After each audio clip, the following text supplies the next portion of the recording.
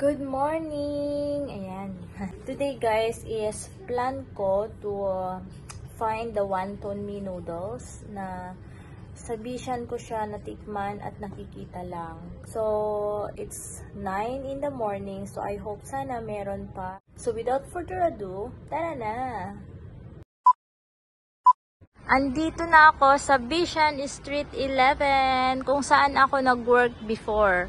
Itong building na to, dito ako nag-work at 5th floor.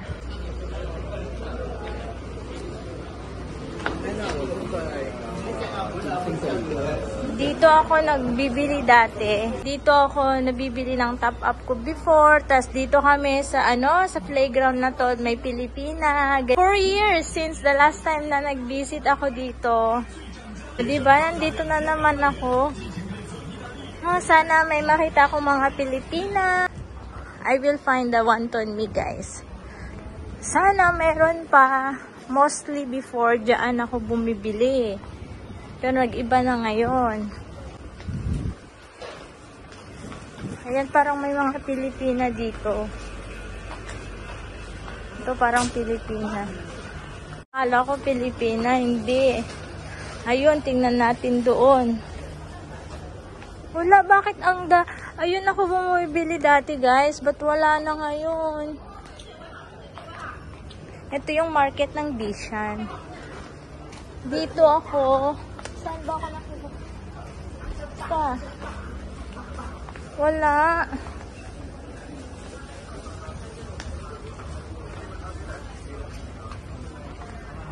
Ganito yung nabibili ko. Ayan. Ay, ganyan dati. So, ito yung binibili ko before. And,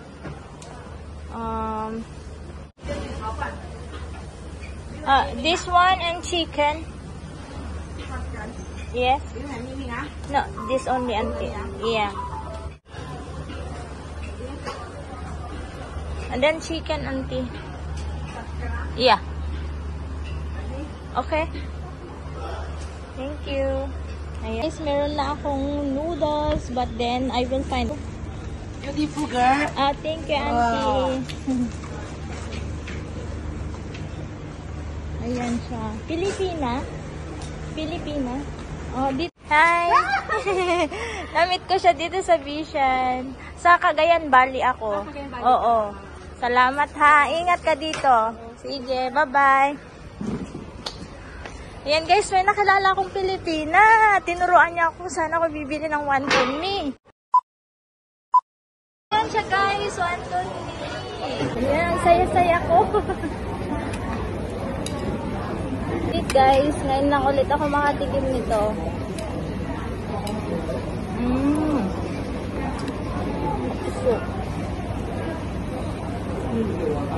Ang sarap.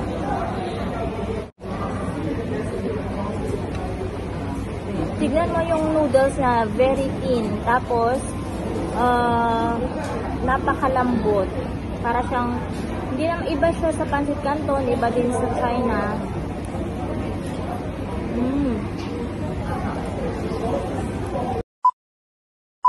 Try natin makapasok. Kung ito nila nilalagay yung parang burol. Tapos nilalagyan nila ng mga tela.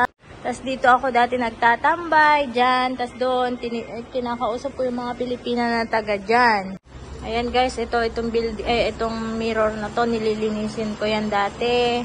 Inaakyat ko siya. Nakakatakot dati kasi pag maglagay ka ng ladder, ayan, gabi pa ako naglilinis dati, mga 10. Pala buhay pa pala yung mga halaman nila, ganyan.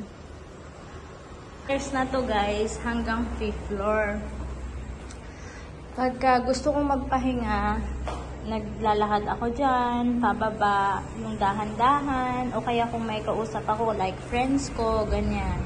Dito ako sa hagdan na to, bumababa. Oo, at saka umaakyat. Diyan ako bumibili ng loto. Tapos, diyan ako nagpapa-check up. Ayan, Singapore Pools to. Tapos, ayan, clinic. Dito lagi ako. ano ako dito, suki. Mga high-tech na ang mga lolo ngayon, hindi na naglalakad may sasakyan na. Ito rin ako naglalakad dati pag ihahatid ko yung alaga before. Any bus daw, pwede kang sumakay pababa sa Junction 8. Ayan guys, sumakay ako ng bus papuntang Junction 8. Ito guys, ang tinatawag na Junction 8. Ayan, lahat ng bus stop pumupunta sa loob. Ayan, din ang ating train. Ang daming tao, grabe. Ang Pilipina, at yan, tumulong sa akin papunta dito dahil ayan, ang laki-laki, as in na ako, naligaw. Saka dito na naman ako sa Lucky Plaza. Ayan, bibili tayo ng ating mga pasalubong. Ate, dito na ako. Salamat. Bye-bye. Asian Mall. Pasok ulit tayo dito.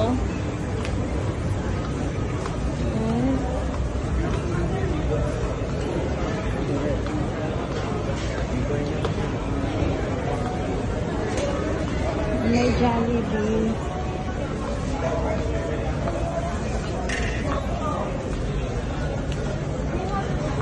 Gutom na.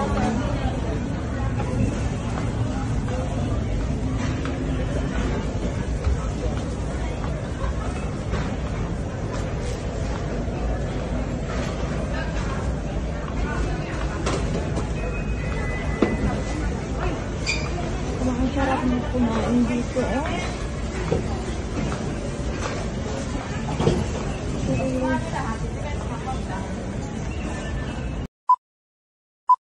Bili ako guys ng ganito at ang price is 480. Ang ganda ng mga pera ng mga Singaporean,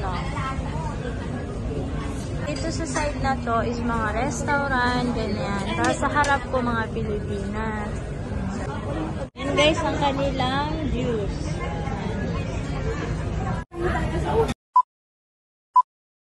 Ibigay ng mga Pilipina.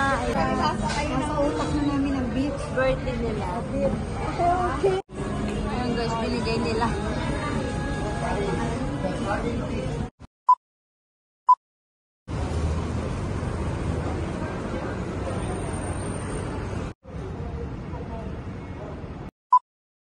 Ayan guys, dito na ako lumipat ng hotel. Ayan, wala silang bathtub. Ayan lang yung toilet. At saka, ayan. Hindi ko alam bakit may room dito. And ayan, television. Ayan. Ito yung bed. But ang maganda dito guys, see the view naman. Diba? Ang ganda ng view. Very clean naman yung view. Saka ito yung mga... Saka dito guys, may mga store. So I think it's more convenient to go down and eat. Pwede pa mag-walking dyan,